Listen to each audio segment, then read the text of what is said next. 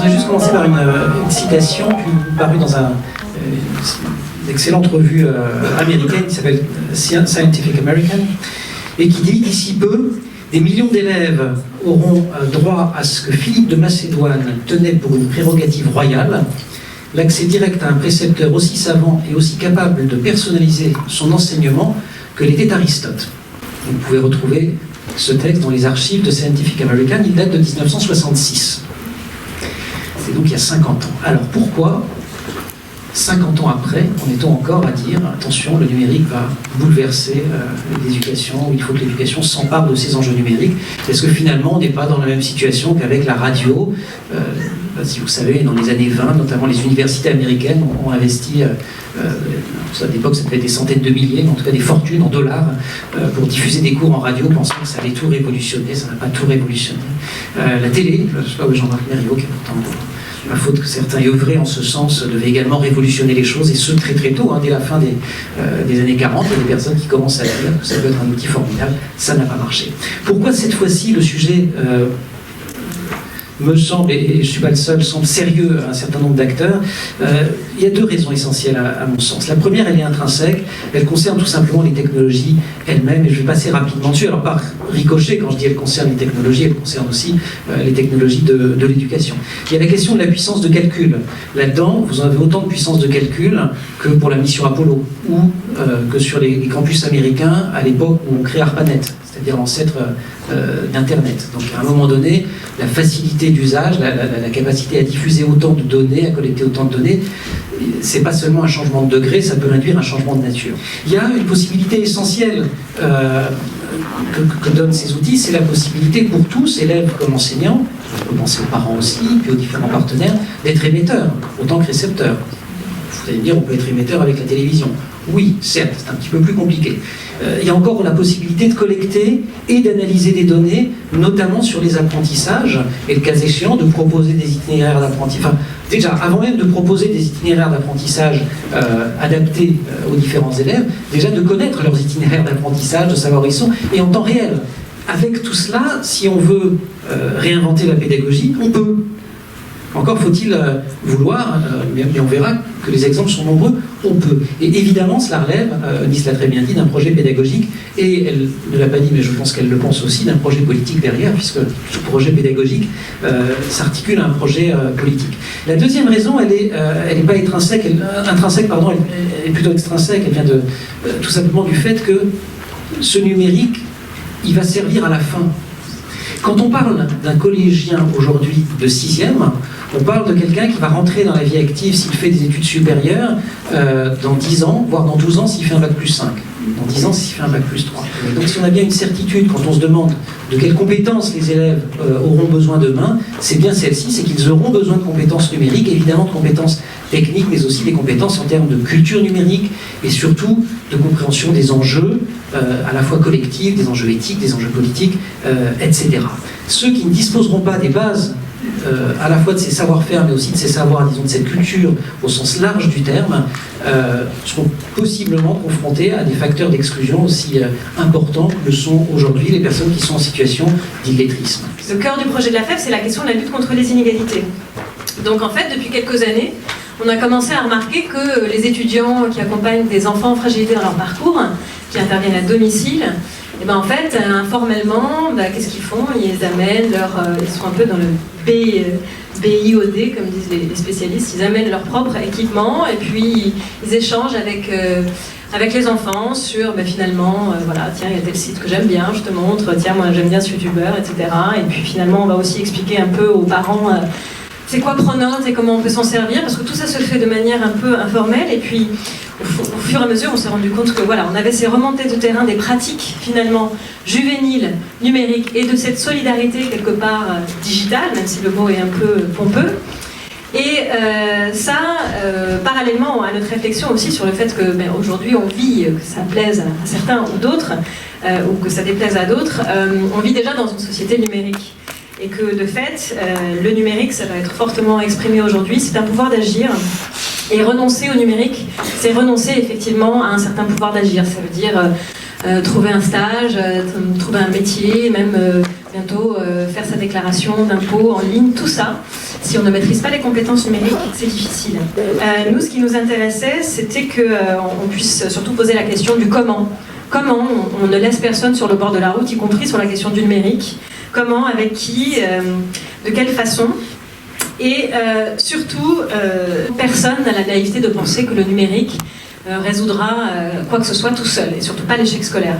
Par contre, ce qui est sûr, c'est que nous pensons vraiment que le numérique, et ça aussi je pense que ce sera bien montré par notamment les intervenants de terrain, c'est vraiment quelque chose qui peut aider à rattraper les enfants qui sont le public de la FEV, c'est-à-dire des enfants, des jeunes qui sont en difficulté, qui ont perdu un peu leur estime de soi, et on voit bien qu'on peut leur redonner de l'appétence, on peut leur redonner de l'estime de soi, et tout ça, le numérique est quand même quelque chose qui peut aider.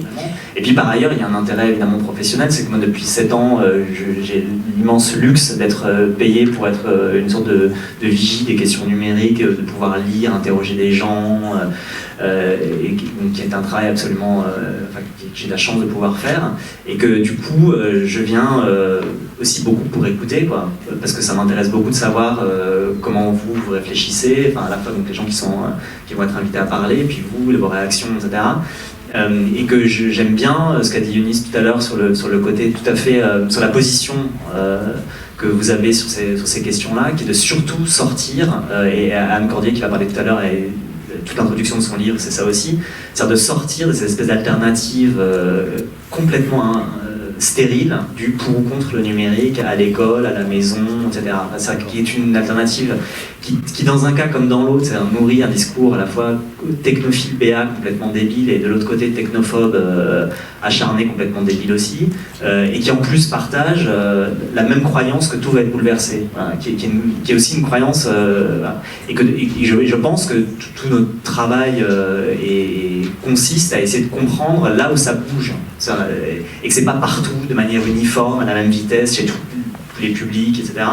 Et cette question-là, qui est une question qu'on peut poser de manière métaphysique, sociologique, politique, on peut évidemment la poser pédagogiquement. C'est-à-dire que la critique du numérique à l'école consistant à dire que ça va complètement déshumaniser, voilà, elle passe à côté. Personne n'a dit qu'il fallait déshumaniser, enfin, c'est pas la question. Voilà. Et donc du coup, juste réfléchir en évacuant cette question du pour ou contre est une excellente base, me semble-t-il, pour justement réfléchir bien, sereinement, de manière qui soit à la fois optimiste et pas béate, enfin voilà, avec toute cette position qui me semble intéressante. Et donc ça tombe bien, je vais donc relayer certains propos pour justement revenir sur cette idée de fantasme, mais aussi de construction, par rapport à ces discours en fait sociaux relayés aussi par certains médias qui pèsent sur ces jeunes, comme une injonction. Marie par exemple, elle a 13 ans, et elle me dit, je devrais pas dire ça vu que j'ai 13 ans, mais en fait j'aime pas Internet, je suis pas très forte avec, j'ai du mal avec Internet. Donc là on sent bien l'injonction qui pèse. Ce qui est intéressant dans ces discours qui impactent en fait les pratiques des acteurs de l'éducation, et je parle d'acteurs de l'éducation au sens large, comprenant l'éducation dite formelle, académique, mais aussi tout le pan de l'éducation non formelle et les parents. Ce qui est intéressant dans ces discours-là, c'est qu'en fait on a deux conséquences qui apparaissent comme un peu des yin et des yang. Enfin, il y a une sorte de vrai-faux. D'un côté, on aurait des pratiques qui sont innées puisqu'ils sont digital natives, et de l'autre, ils sont quand même jeunes, faut pas l'oublier, donc ils ont des pratiques naïves et sclérosées. Finalement, soit d'un côté, donc ils ont besoin de personne, pourtant Armel, 17 ans, dit c'est pas parce que j'ai un iPhone que je suis calé. Là, on croise complètement les résultats de l'enquête Trajectoire à FEV. On voit aussi une estime de soi qui est très malmenée avec en fait ce mythe du digital native. Samantha, par exemple, elle a 11 ans, et là, ce qui est intéressant, c'est que vous allez voir que son objectif, quand elle se trouve en présence des autres pour une séance autour du numérique, son objectif n'est pas du tout sur l'apprentissage. Elle me dit, j'angoissais en même temps que je ne trouvais pas, parce que je me disais, s'il trouve et que moi je ne trouve pas, je vais me taper la honte. Ce mot, la honte, on le retrouve aussi chez Julien, qui a 11 ans, et qui dit, quand tu galères sur Internet alors que tout le monde sait le faire bien, t'es le seul, ça le fait pas. Voilà. Alors, position inverse, ce sont des jeunes, ils font donc n'importe quoi. Ils en ont bien conscience de ce mépris traditionnel envers la jeunesse, ça c'est pas nouveau. Ils en ont bien conscience. Alors par exemple Céleste, elle en a marre des discours sur les dangers d'Internet et tout. Et elle dit ouais, les adultes ils font ça de vouloir nous faire peur et tout, juste parce qu'ils nous font pas confiance. Nous on est jeunes, donc on fait n'importe quoi. Alors évidemment, création d'un fossé générationnel qui n'a pas lieu d'être, mais au-delà de ça, et moi c'est ce qui me frappe, c'est surtout la création d'une tension entre les différents acteurs.